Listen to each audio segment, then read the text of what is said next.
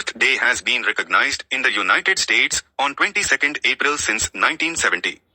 The day spurred action in Washington, D.C., to create the Environmental Protection Agency and enact laws aimed at protecting the environment. As communities across the country celebrate Earth Day in 2025, here's what to know about the history and its founder. Gaylord Nelson, the late U.S. Senator and Governor of Wisconsin, is considered the founder of Earth Day.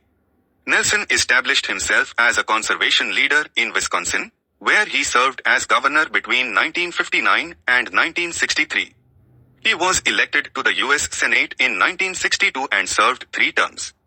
The environment was an issue he cared quite deeply about, and he took that passion and concern with him to Washington and found few of his colleagues were interested. Tia Nelson, Gaylord Nelson's daughter and an environmental activist and policy advisor, told CBS News.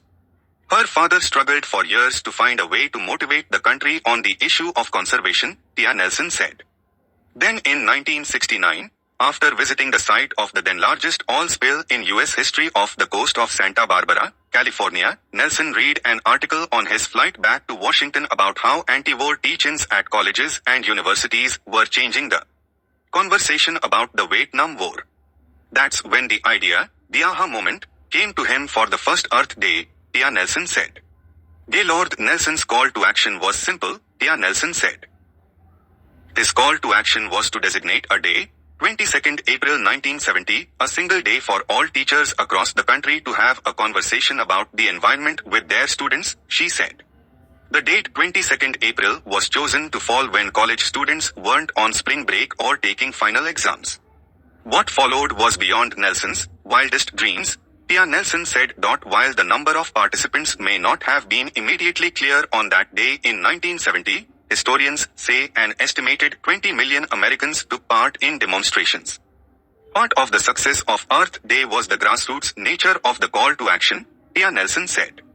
My father didn't seek to prescribe a top-down, coming from Washington prescription to what the response to this call to action should be, but rather called for individuals, communities, schools to do what makes sense to them, what resonated to them in their communities, and the diversity of actions was amazing, she said.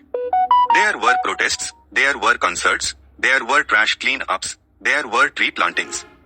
The day led to other actions, including establishing the Environmental Protection Agency and the passage of legislation like the Clean Air Act and the Clean Water Act. Gaylord Nelson acknowledged that his goal, an environment of decency, quality and mutual respect for all human beings and all